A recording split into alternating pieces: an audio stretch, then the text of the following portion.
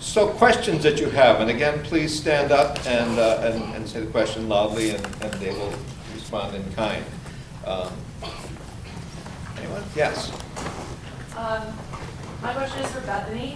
I was wondering, because I know what I was studying abroad at the same time, like in the spring, and Bin Laden was killed during that time when you were in DC, and especially learning about like the Middle East, like how was that event, how did that event go in DC, learning about all that kind of stuff? What was that experience for you?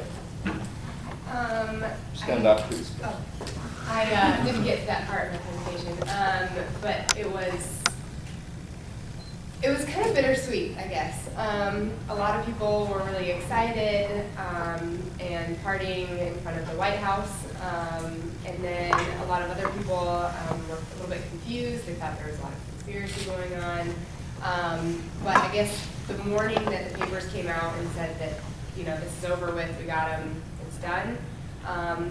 I think the overall, since I was so close to the Capitol, the overall kind of atmosphere was just like, this is it, this is done, like, good job, Obama, and kind of a relief, I guess. Like, we didn't have to worry about him, just other people. But, yeah. Yes. Stephanie, I am not a business major, so can you explain to me what an elevator pitch is? I can assume what an investor pitch is, but what's an elevator pitch? Did you all hear the question? No. Stand up and say it again now. Stephanie, what is an elevator pitch?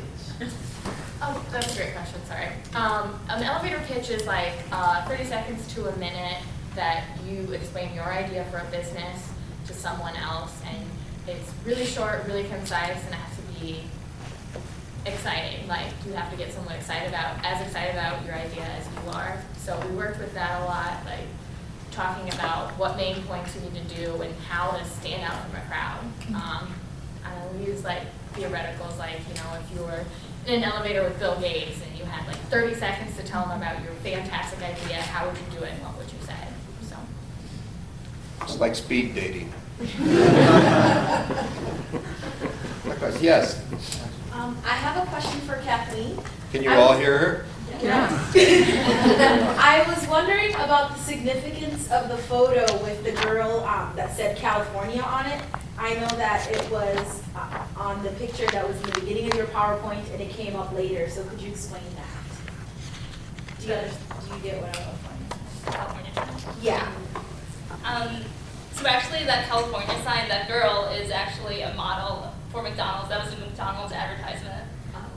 And I was intending just to take a picture of the California sign, but I thought that it was aesthetically appealing, the sign, because, you can get any size drink at McDonald's for 99 cents, so.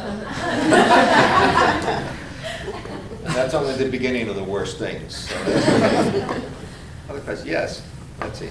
I have a question that follows up on the elevator speech question. And it's this, that the Study Abroad organization, CIEE, a number of years ago did a rather large project on what how employers think about the off-campus study experience. And in fact, what happens is that when employers are looking for employees, they don't ever ask about it. And students or applicants who have had an off-campus study tend not to bring it up, even though other surveys have shown that employers want exactly the kinds of skills and attitudes and abilities that you've all developed through off-campus study. So the question is, how have you thought of how to translate your experiences off campus and what you've learned? Because you all did such a great job talking about your lessons from study abroad. So how have you been able to think about how you're going to put this on your resume and in your elevator speech, or when you're talking to employers when you're interviewing for a job? Oh, good question. Do you want to each answer that? Phil, why don't you start?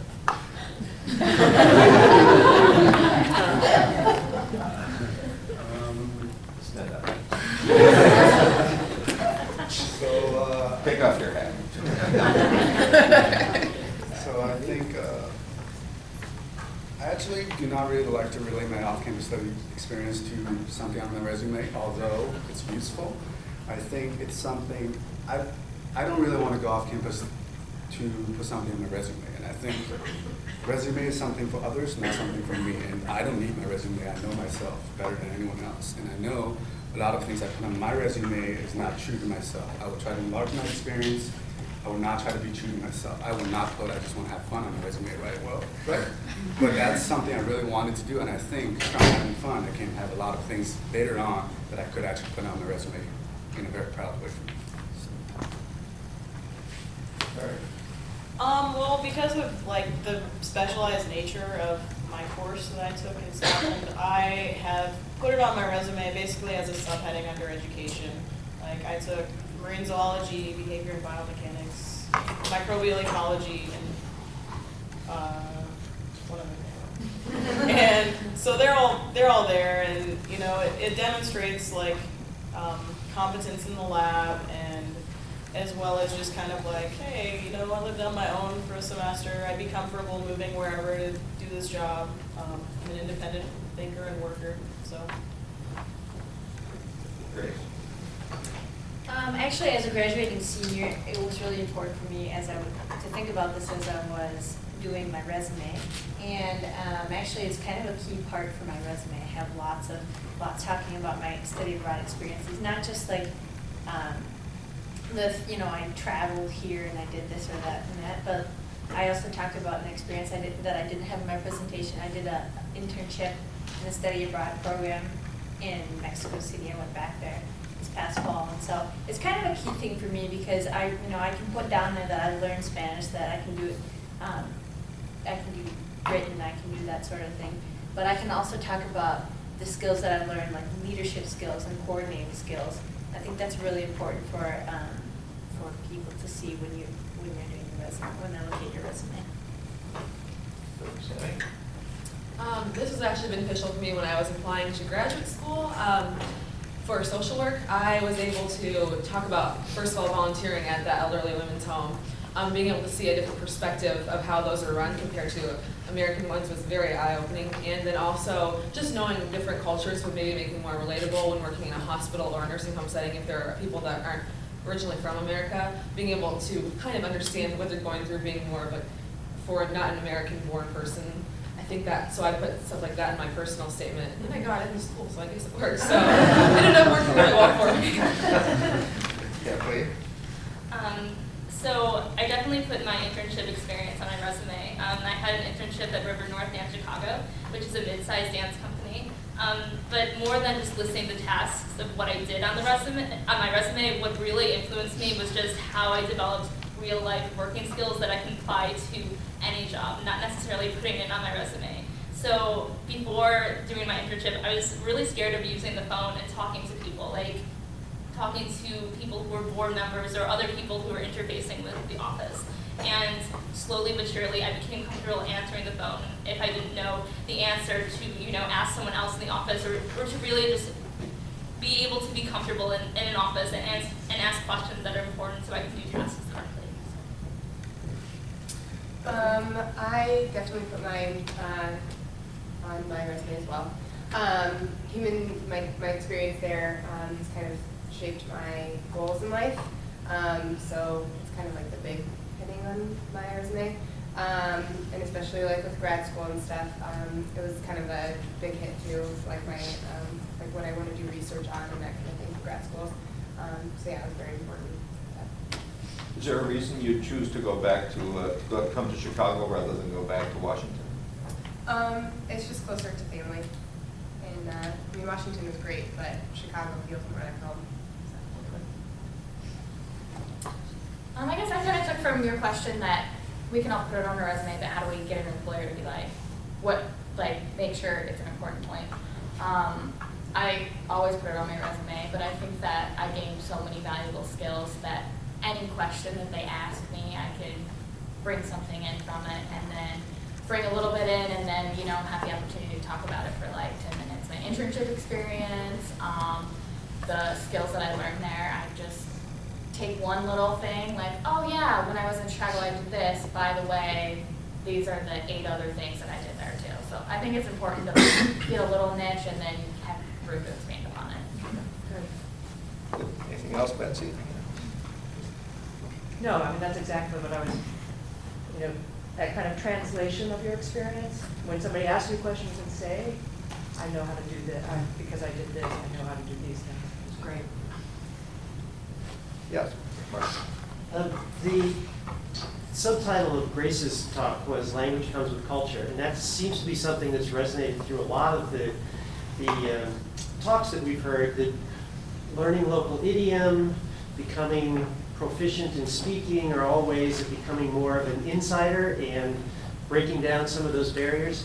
I'm wondering if those of you who went to Chicago and Washington could say something about whether you had any kind of similar linguistic experience, or were there other ways in which you became more of an insider and helped to feel like you were more part of the local culture?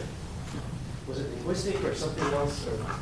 Did you learn to speak Chicago? Okay. I think core course did this a lot for us because we talked about Chicago as a whole, but a couple months after we went back home, my friend posted a YouTube video on my wall, and it was things Chicagoans say, and I watched it and I understood 90% of them. And just stupid things like somebody had a hot dog and they went to put ketchup on it and they slapped the hot dog out and ketchup goes everywhere, and like talking about the L, the red line, the brown line, all that. And I don't know, it was really cool to be sitting in Iowa, like, I know all that stuff. So, I don't know, it definitely, even though it was only like a 4-month experience, I felt like I knew a lot about the city from a residential perspective. Washington, I guess didn't really have a lot of linguistic things, but I think it was more kind of the attitude and the attire. Because I was so close to the Capitol, everybody was walking around in business suits, and they called it, I think it was zombie chic. So it was a lot of like gray and black clothing, and so it was just kind of fun to, I guess, be part of that and kind of look cool as you're walking to work and stuff. But yeah. I still feel like I have a ton to learn about Chicago, and one of the questions that I really engaged with in the semester was, you know, what is a Chicagoan? And from growing up in the suburbs, I really did not know anything about the city, and I was kind of like, well, what right do I have, you know, to call myself a Chicagoan? Like, that seemed like such a hallowed thing, like, you know, calling yourself like a writer or something like that. And I think I just learned how to like live in Chicago just to feel comfortable. So like walking on the street and just feeling purposeful, and I mean also, you know, through core course like Stephanie mentioned, I feel like I learned a lot about Chicago and the different influences that have impacted it. But for me, it's just sort of like a growing organic process of like continuing to learn things and continue to grow and to see how people operate and just moving along and moving to the Chicago beat of walking, because I learned in our seminar that different cities walk in different ways. So. Sammy, how about you in London? You're supposed to speak a common language. Right. Well, it's kind of, I think we talk a lot faster, at least I do. Americans, I think, though, in general, talk a lot faster than British people, and then obviously the different words that they use. It wasn't that hard for me, though, because they would always have symbols up, too. Like, they would have the weirdest, like, road signs. Like, if there were, like I'm going to call it, like, there are, like, bumps in the road or whatever, they would call them, watch the humps for the next kilometers. And, like, those just random funny things to do, these little bump signs, and it was more humorous to me to, like, try and learn all of their different lingo, I guess, but it wasn't that bad, actually, but I don't know. Mind the gap. Yes, that was my favorite. Yes, in the back, you have a question? Oh, yeah, I have one. Sorry. This is for Grace. You did the Costa Rica programs before you did the Spain program, and I know that in Spain the dialect is very different. Was it kind of hard to get used to speaking like Spanish like with the Spaniards because it was different? And where did you go in Spain? Did you have to like was it, you know, the crazy dialect that's just the way they pronounce things is very different, things like that, or what's that experience? Yeah, that's a good question. Actually, I had kind of a random, like how I did my trip was pretty interesting. I mean, I went to Costa Rica, I went to Mexico in the summer, I went to Spain, and I went back to Mexico. Can you all hear her in the back? For this past fall. So in Costa Rica, you know, I was learning lots of basic things, you know, how to say, I'm happy to see, you know, like, I'm glad that you came, using subjunctive and things like that. But when I went to Mexico, I was, you know, still in that stage of learning to have a fluid conversation and not stutter over the words and not worry as much about that. But in Spain, I was finally getting to the point where I could hold a conversation in classroom and when I was with my friends and not having to have them speak to me in English, because in Mexico lots of people speak English, but in Spain not as much English.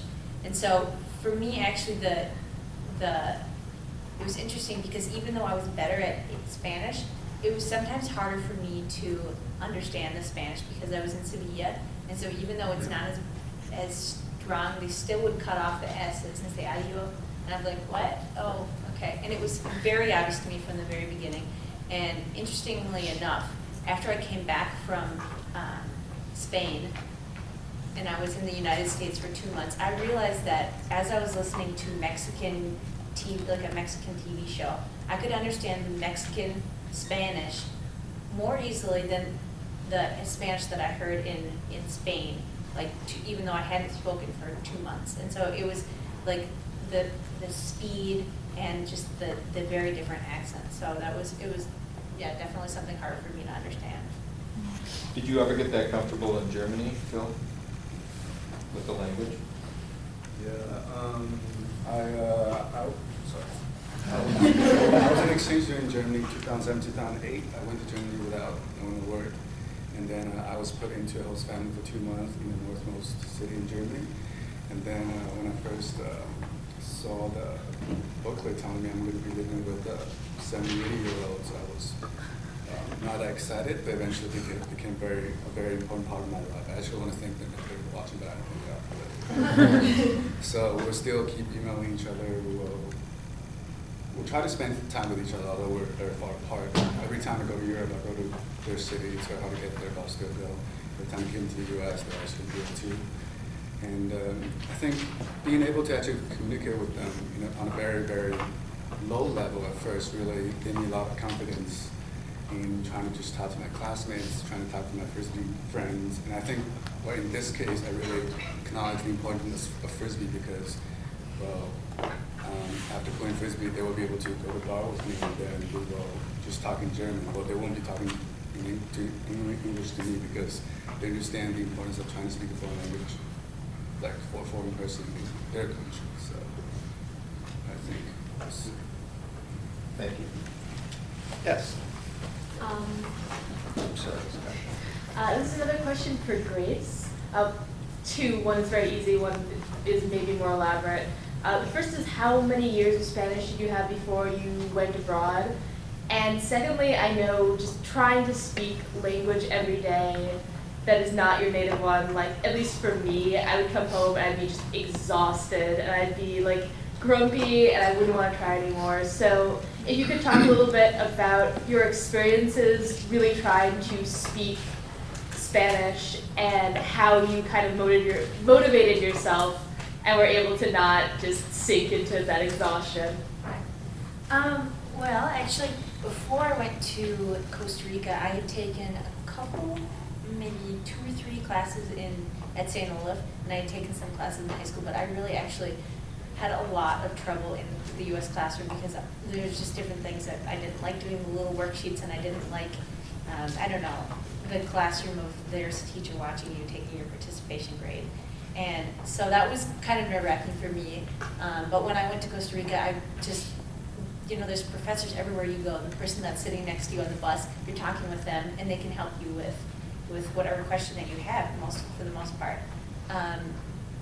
And I guess for me, the reason why I was still excited about it to learn is because I was doing my little worksheet. I wanted to show you guys before, but this is just one of the papers that I would have that I would shove into my pocket. And this is from my last trip, but it has lots of different memories on it. So I would like look at the words and be like, oh yeah, that was when I was learning, that's when I was at this soccer game and this guy told me this story. And so that's how I remembered the words. And for me, even though I would get really exhausted, after a point you get good enough that you actually do dream in Spanish. And often now when I'm talking to my friends in Skype, I'll be Skyping with them and talking in Spanish, and my roommate will ask me something in English, and I'll turn to her and answer her in Spanish. Even though I'm understanding it, I'm just in a different place. And so to me, now speaking in Spanish isn't as exhausting. I don't know, it's refreshing to change your mind and think about things in a different way, because once you get good enough, that's how it turns out. Scott? Yeah, for the three of you who went to Chicago and Washington, do you feel like doing a domestic program, did you go into it with different priorities or maybe different things you wanted to get out of your experience?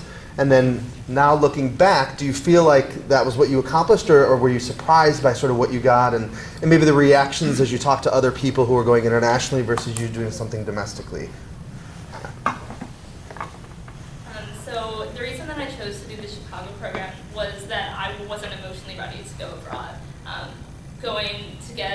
It was too much for me and it wasn't appropriate. And so by doing the Chicago program, my parents were able to be close to home, and I was still able to have an independent living experience, which is what I wanted, because in a year I'll be living on my own, I'll be graduating from college, and I really wanted to develop those skills. And I lived in an apartment with 4 other people, and I think I definitely developed those skills, buying groceries, using the CTA, and just really just taking care of myself, which was good. But I've also felt insecure that I didn't study abroad. And I'm always really specific, because when I came back this semester, people were like, oh, so where were you? Were you abroad? And then I'm very specific to say, no, I did off-campus study, I did a domestic program. But it's hard because everyone just assumes that it is abroad, and there aren't as much focus on domestic programs. But I definitely think there should be a focus on domestic programs, because I think it definitely prepares you for life and independent living skills. I kind of fell into my DC term, as I said, with the application. It was kind of difficult for me because it was so rushed. I think it was like 2 days after I learned about the program, I had the application in. So I guess I wasn't really considering off-campus study until then, so that's how I fell into that.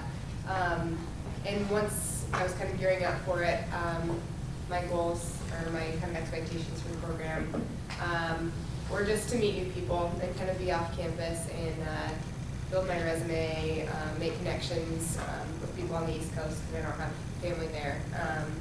And so I think I definitely did that. My supervisor for my internship and my professor while I was there were both recommenders for grad school, and it was just very beneficial for what I'm wanting to do here. I am very business-minded, and I knew that a domestic internship would be very beneficial when I'm looking for a job. I didn't really... Can you hear her in the back? Mm-hmm. Okay. Sorry. And the great thing, as far as do I wish I would have studied abroad, I'm really glad that I did this, because the great thing about Chicago is that there are so many different groups. You go to Chinatown, there's Greektown, all these different things. So even though I was here, I could go explore those different heritages and cultures all at once, which was great. And we did have some international kids in our program, and it was really cool to see their perspective on business and things like that. So I feel like it was much more than just one city, because Chicago is such a melting pot. Any of the others of you that went on domestic programs like to add to that? I'm particularly interested. I'm sorry, I can't remember which one of you was in the Hopi reservation.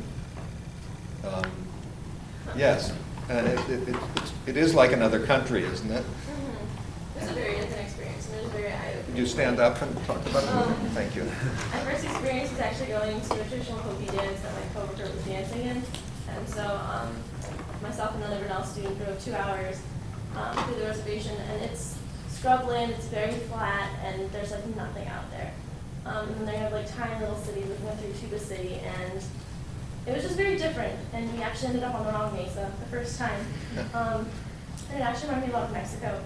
Kind of built more around a square, kind of houses, and it was empty except for a few people. So we're just kind of walking around looking, and I don't know. I didn't feel like I was in the States at all. And I didn't know that was there. I didn't know anything about Native Americans or the conditions that that occur on reservations.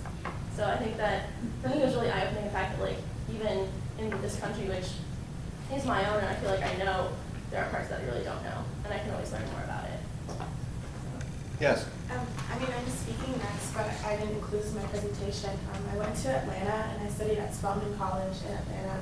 And I'm originally from LA, so like just going to Atlanta, I thought it would be an easy transition. But I realized there's a lot of different rules. Like on Sunday, they still carry the law where you can't sell liquor. And I'm from LA where you can buy liquor anytime, any hour. So that was interesting going, to a store and a guy being like, oh crap, they closed it, I can't get liquor. Or little things like words or how touchy-feely people in the South are as opposed to LA where it's like you're in your own bubble. And, a lady like hugged me one day because she got a lottery thing and she like hugged me and I was like, what? What are you doing? And just different words, and the types of foods that people eat in different cities, it's very different. So, yeah, I agree with the clear sales. Anyone else? Yes. I have a question rather than Please. a domestic experience to share.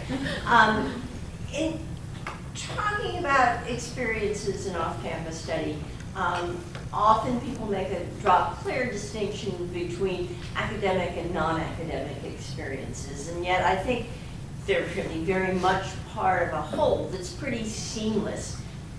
In this panel with the theme of broadening horizons, I'm wondering if you could comment about how these non-academic experiences, as you would call them, have translated back into a formal classroom setting on your home campuses.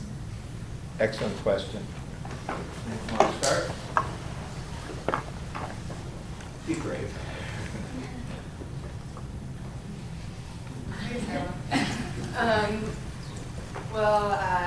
I guess my experience outside of the classroom is kind of just doing everything on my own and really growing as a person, and knowing that I can do anything that I need to do. Figure out where I need to go for a certain place, or carry 3 bags of groceries back home because you have to have some groceries. And I guess I just grew a lot more in that short amount of time away from being home than I ever thought that I would. And so now that I'm back home, I think it's a little bit harder for me to relate, not with Stephanie, but with some of my other friends, because I just had so much growth there. So some of my friends on campus, I think have changed quite a bit. But I think that's probably right. Has it affected your academics? What spurs the question is that on many campuses, they think you went for a holiday or a vacation. They think that Phil was just going to have fun playing Frisbee in Germany. And clearly, I think it translates into more than that, doesn't it? Yes. Well, in the academic part of my program, I learned a lot about segregation in the Middle East. And so I'm able to bring that information into a lot of different classes. I'm a psychology and sociology major. So it's very interesting to have that perspective on society and individuals. And so I think that that's beneficial to myself and to my classmates. Well, for me, it brought a lot of passion back into the school because I've been abroad, for quite a while. And so when I was coming back, I was like, I'm really excited to go back and get into my classes and get the last bit out of St. Louis because it's a fantastic school. And so when I picked out my classes, I picked one out specifically because I had spent a lot of time in Latin America. I'm taking a class now on the environmental history of Latin America. And so when I came in, I knew what I was going to be doing for my project. And actually, I petitioned to have it a 300 level credit so that I could do more work for, or do a better, a more research project with it. And so I'm actually talking now about something that's really important to me in Mexico City. I'm talking about, I didn't tell you guys this yesterday in our small groups, but doing the water of Mexico City. And so I'm learning all about things that were actually stuff that I experienced. So, you can see the cathedrals sinking a little bit. And so it's like, when I'm studying this and reading about under excavation of the cathedral to save it so that it doesn't collapse, I think, oh yeah, that makes sense. Because, in the 1980s, they were going to predict it was going to fall. And so, for me, it's really exciting. So I come back to the classroom with my own experience and like connections there that I've made, and that can help me in saying, oh yeah, actually you're right on target. And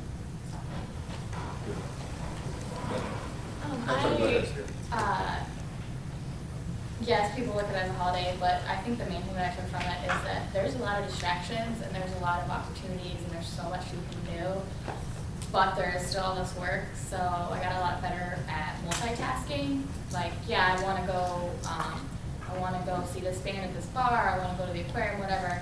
So I have to figure out some way how to work on my pitch presentation and be able to experience the things I want to experience. So you get better at budgeting your time and multitasking, and you have to meet deadlines, so you have to figure out how to meet, and that's really translated back home. I can do more things in a small amount of time. And I think I'm better at working hungover too, so that's all.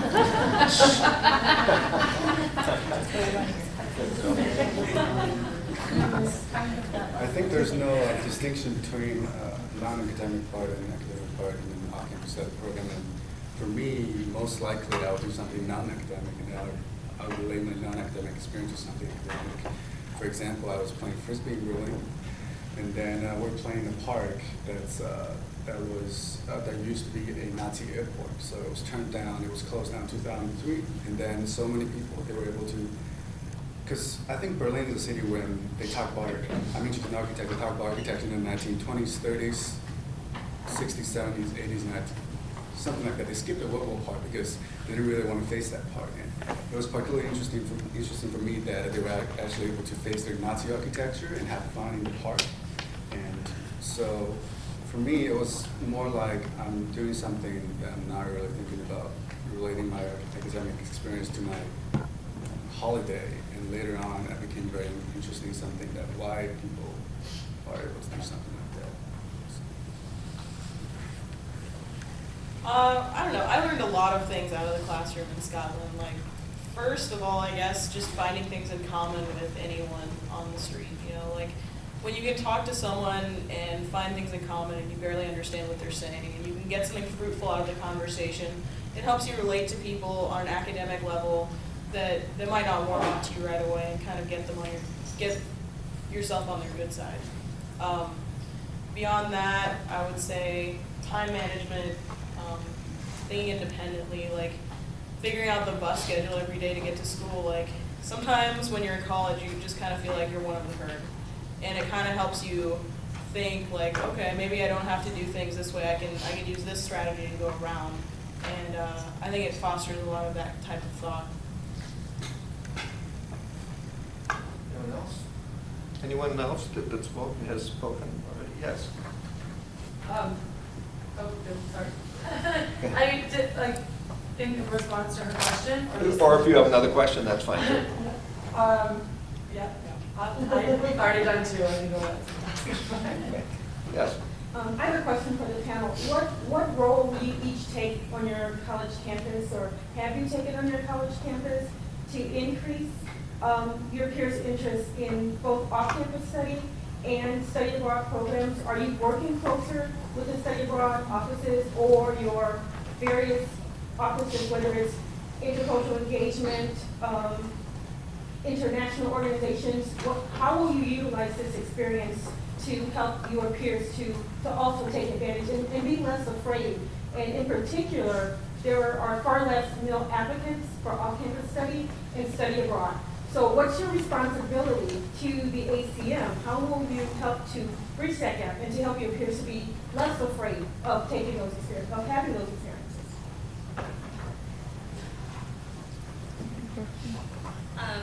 So I haven't explicitly talked to my peers about it, but I did write an article for my newspaper about my off-campus study experience, and I talked about how it was a positive experience for me. I also wrote an article for the Women's Lifestyle magazine, online magazine, Love 20, about domestic off-campus study. So I've done some writing on it, and I think this is also a good opportunity to advertise Scott's position, which is the ACM, I'm not sure what the exact title is. Campus Ambassadors. Yeah, of Student Ambassador, which I mean that's focusing on students really working with the off-campus study office and really talking to students at school. So that's a great opportunity for people who are still on campus. Well, I think that I am very easy to talk to about studying abroad because I was so homesick and I am so anxious, like anxiety attacks, whatever, you know. And so I think that people can relate to me if they're nervous about studying abroad. Like the ones, I think people don't study abroad for two reasons. One, because they either A, can't afford it, or B, because they're too scared. And so I think that people can relate to me about being scared because I was so scared and I ended up making it, and I had a very meaningful experience. Even though I was scared, I overcame it. And so I think that that makes it very easy for me to talk to people about it. And I'm also the ACM, I guess it's called the student ambassador now. Okay. Yeah. I don't know, Yeah. whatever the official Yeah. title is, but I am that for Monmouth. And so I love doing that. I love talking to people about studying abroad, and I especially like to talk about promoting the ACM because I had a great time. Anybody else? Well, I've taken 3 short trips, Costa Rica, Ecuador, and the Galapagos, and a train trip out west. And basically, as I did more and more, I was asked to advertise more and more for the bio department and everything. So I'm kind of the poster child of study abroad for Monmouth as well.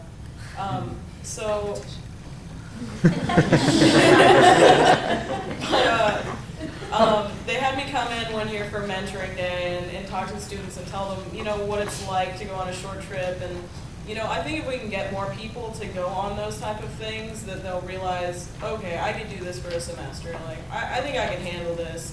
And especially males, like, I don't know, like, why exactly that is, but I don't know. I'm trying. Yeah, so I talked to a couple freshmen about the SAMS program specifically, because I was the first student from Monmouth to try that out. So the school's kind of getting some feedback from me about what they could fix and everything, and how it could be easier to get people to go and things like that.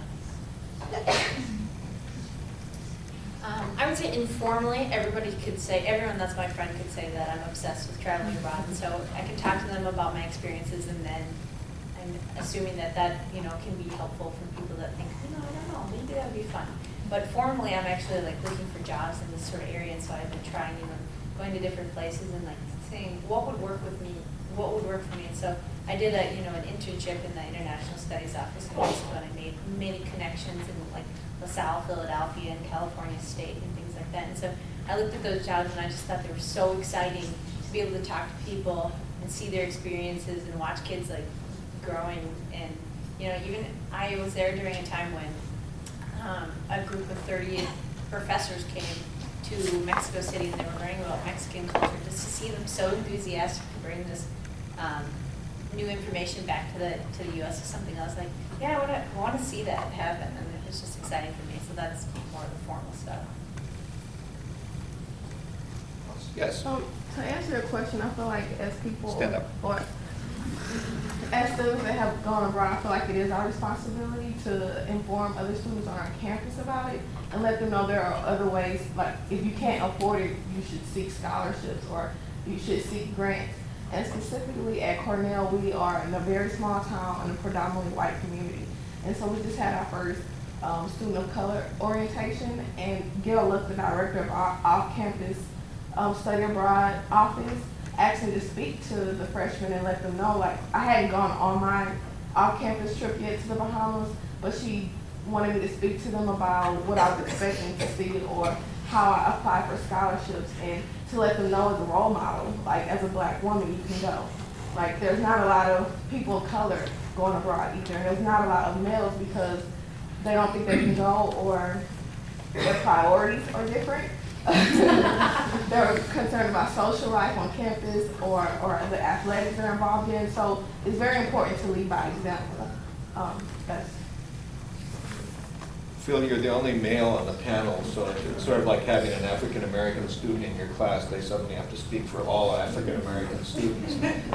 Anything about what you think more men don't know? I don't know, actually. Annie, do you know if, I think Carlton is not that male. it's not as pronounced, but it's still not a 50-50. Well, I think maybe males are more engaged in sports on campus in some way. We talked about that. And, that's the only. Yes. To add to that, I'm the Lawrence University ambassador whatever the official title is, I work for Scott and have lots of pamphlets. And I know one of the big things at Lawrence is we're on the term system, and there's a lot of problems with, like, do credits come over and everyone goes in the fall, because if you go in the spring, you're behind on credits, and now they're going to charge you if you overload, and it's just chaotic. But one of the things we have is a senior experience, where you can actually tie in your study abroad. So a lot of what my honors advisor and I have been doing is encouraging a lot of government students and other students to go abroad and incorporate that in your senior experience, start researching for it. So it's just, with different schools, there's all different ways. But I know with Lawrence, kind of making it appealing to maybe have to overload one term can be really difficult, especially like for me, I wound up choosing between double majoring and going abroad. And so some of those tough decisions are coming down to it. So that's one of the things we also have to consider too, is like, how can you integrate it into your program really well? But a lot of the students at Lawrence are very talkative, thank God, and are very willing to promote like the Newbury program if you don't want to go abroad, or the Chicago program, or how to integrate it into your senior experience. Thank you. We have a couple minutes left. Any other questions? Yes. I just had a comment for Kathleen. What I thought was interesting, was sort of unique, focusing on public transportation. And at a recent conference, a literature conference, a lot of the papers were talking about no spaces, and by that they meant being in the car or in the bus or in the subway or on the train. And these are things that we often don't think of as having a significant impact on identity or on local culture.